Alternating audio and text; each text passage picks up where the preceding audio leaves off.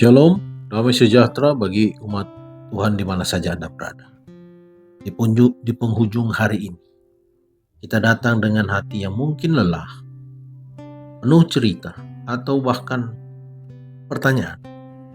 Mari sejenak kita hening membuka hati di hadapan Tuhan dan membiarkan firman-Nya menenangkan serta memulihkan jiwa kita. Apapun yang terjadi hari ini, kita percaya Tuhan tetap setia menyertai. Mari berdoa. Tuhan Bapa kami di surga, kami bersyukur untuk penyertaan-Mu sepanjang hari ini. Saat kami datang di waktu malam ini, tenangkan hati dan pikiran kami. Bukalah hati kami untuk menerima firman, dan mampukan kami memahami kehendak-Mu dalam hidup kami. Ampuni segala kesalahan kami hari ini, dan pulihkan kami dengan kasih-Mu. Di dalam nama Tuhan Yesus Kristus kami sudah berdoa. Amin. Judul renungan malam ini, Kehidupan Baru. Ayat renungan diambil dari kitab Yohanes pasal 3 ayat 7. Firman Tuhan berkata, "Kamu harus dilahirkan kembali." Sebagaimana halnya dengan Nikodemus, kita mesti rela masuk ke dalam hidup sama seperti cara kepala orang-orang berdosa. Selain dari Kristus, tidak ada nama lain yang diberikan kepada manusia yang olehnya kita dapat diselamatkan. Kisah Para Rasul 4 ayat 12. Oleh iman, kita menerima rahmat Allah. Tetapi iman bukan juru selamat kita. Iman itu tidak mendapatkan apa-apa. Iman adalah tangan yang berpegang pada Kristus serta memiliki jasa-jasanya, yakni penawar untuk dosa.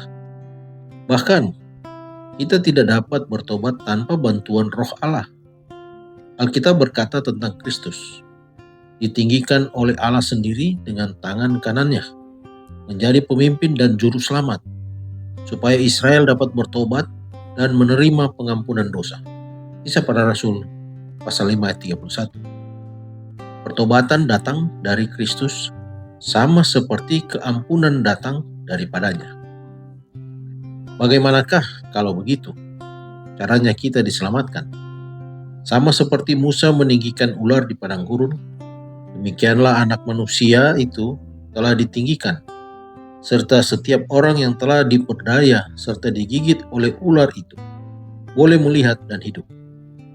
Lihatlah anak domba Allah yang menghapus dosa dunia. Yohanes 1 ayat 29. Cahaya yang bersinar dari salib itu menyatakan kasih Allah. Kasih-Nya itu menarik kita kepadanya. Kalau kita tidak melawan penarikan ini, kita akan dituntun ke kaki salib dalam pertobatan dari segala dosa yang telah menyalibkan juru selamat. Lalu, oleh iman, Roh Allah menghasilkan suatu kehidupan yang baru di dalam jiwa. Segenap pikiran dan keinginan akan ditaklukkan kepada kehendak Kristus. Hati, pikiran dijadikan kembali menurut peta Dia yang bekerja di dalam kita untuk menaklukkan segala sesuatu kepadanya sendiri. Kemudian Taurat Allah pun dituliskan di dalam pikiran dan hati. Dan dapatlah kita berkata dengan Kristus, "Aku suka melakukan kehendak-Mu, ya Allah-Ku. Taurat-Mu ada dalam dadaku." Mazmur 40 ayat 9. Dalam wawancara dengan Nikodemus itu, Yesus memaparkan rencana keselamatan dan tugasnya ke dunia ini. Tidak ada satupun terlewat dari pembicaraannya yang ia terangkan dengan begitu sempurna. Tahap demi tahap adalah pekerjaan yang perlu dilakukan di dalam hati semua orang yang hendak mewarisi kerajaan surga. Justru pada permulaan sekali masa kerjanya, ia memaparkan kebenaran kepada seorang anggota Sanhedrin, kepada pikiran yang paling suka menerima keterangan, dan kepada seorang guru yang diangkat oleh bangsa itu. Tetapi para pemimpin Israel tidak menyambut terang itu dengan baik.